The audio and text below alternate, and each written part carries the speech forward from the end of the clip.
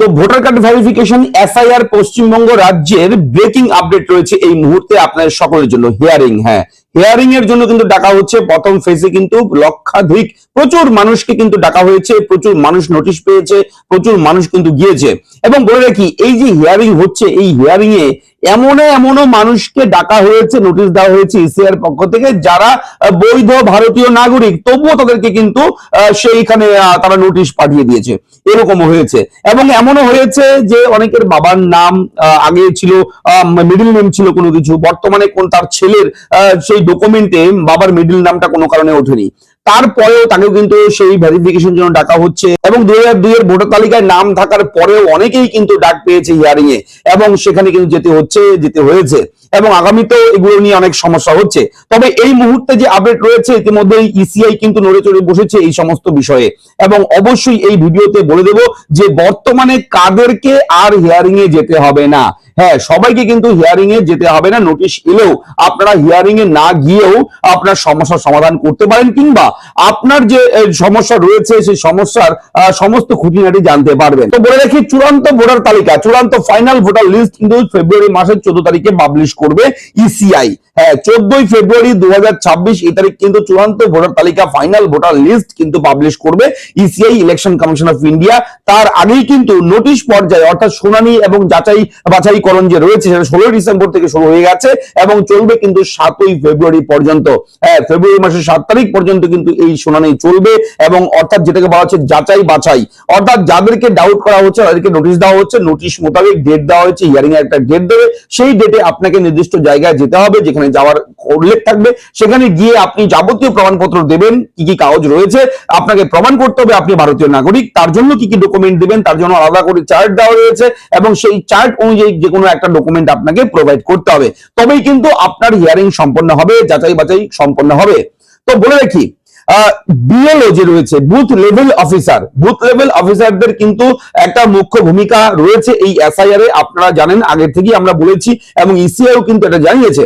এবং বিএলওর কাছে আপনাকে যেতে হবে যদি আপনার কাছে নোটিশ আসে, যদি আপনার 2002 এর তালিকায় নাম থাকে। এবং এটা মূল বিষয় যেটা বলে রাখি, এই সমস্যার অনেকের হচ্ছে। দেখুন, আগেকার যুগে, আগেকার দিনে বাবা মায়েদের নামের মাঝখানে হয়তো কোনো রকম মিডল নেম থাকতো, বাবার নামের মাঝখানে কোনো মিডল নেম থাকতো, কুমার নামের মাঝখানে কুমার লেখা থাকতো, এরকম অনেকের রয়েছে। তো সমস্যাটা হচ্ছে কি, তার ছেলেমেয়েরা যখন ডকুমেন্ট বানিয়েছে, তখন দেখবেন যে হয়তো সেই বাবার মিডল নেমটা দেয়নি, just first name last name দিয়েছে। এবার কুমার নামটা হয়তো কোনো ডকুমেন্টে ওঠেনি, সেহেতু সেই ছেলেদেরকে কিন্তু ভেরিফিকেশন হিয়ারিং এর জন্য ডাকা হচ্ছে। এবং এদের একটা সমস্যা রয়েছে, কেননা এই কুমার নাম, মিডল নেম, বাবার মিডল নেমটা ম্যাচ করছে না তার ডকুমেন্টের সঙ্গে, ডকুমেন্টে নেই কিন্তু বাবার মিডল নেম আছে বাবার ডকুমেন্টে। তো এটা নিয়ে একটা সমস্যা। এবং এরা বৈধ ভারতীয় নাগরিক, 2002 এর তালিকাতে বাবা মায়ের নাম আছে, ঠাকুরদা ঠাকুমার নাম আছে, সবকিছু ঠিক আছে, কিন্তু এই কারণে, এই মিডল নেমের কারণে তাদেরকে কিন্তু হিয়ারিং এ ডাকা হচ্ছে। তো এর জন্য প্রচুর মানুষকে হয়রানির শিকার হতে হচ্ছে।